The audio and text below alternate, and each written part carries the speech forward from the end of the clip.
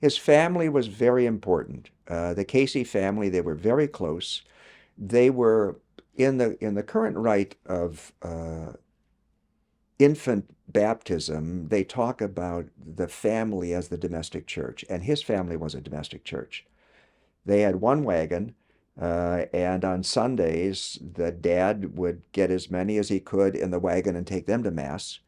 And the rest of them stayed home. And at exactly the time that Mass started, let's say at 10 o'clock, they started the Mass prayers at home. His family raised him into a family piety, into a love of Mary. But he was never a loner. He understood teamwork, collaboration. When he was a kid, he used to help out in the kitchen.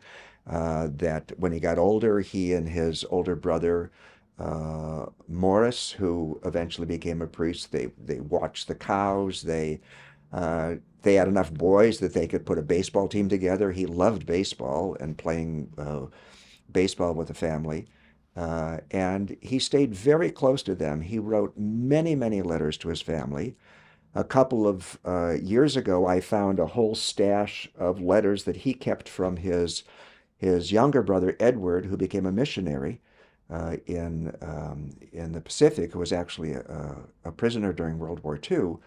And I think some of Solanus's care for the mission and concern for the mission was precisely because his own brother was a missionary.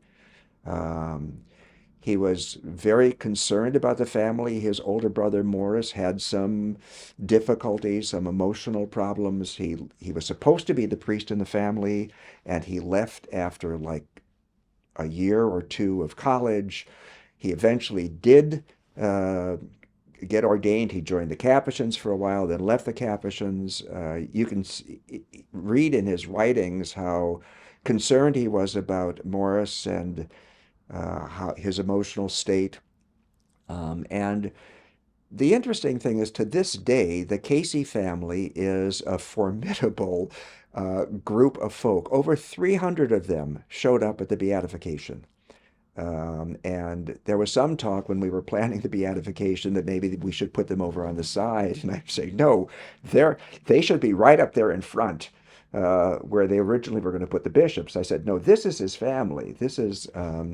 And he has one living niece, Sister Anne, who's going to turn 95 this year, and she is still the matriarch of the keeper of the flame. So his family continues to be an amazing beacon of where he came from and his impact.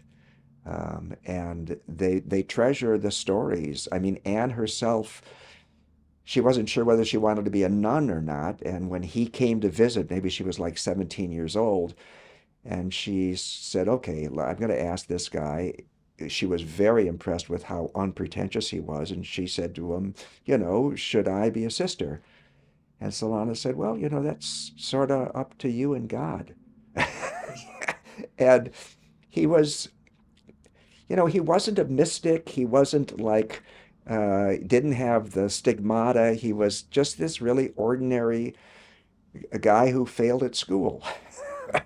And his family nurtured this amazing care in him. And I think that's what he learned from his family, that he could perceive and listen to what was going on in people's lives because his family did that to him and taught that to him. And that's why our families of origin are so important to us.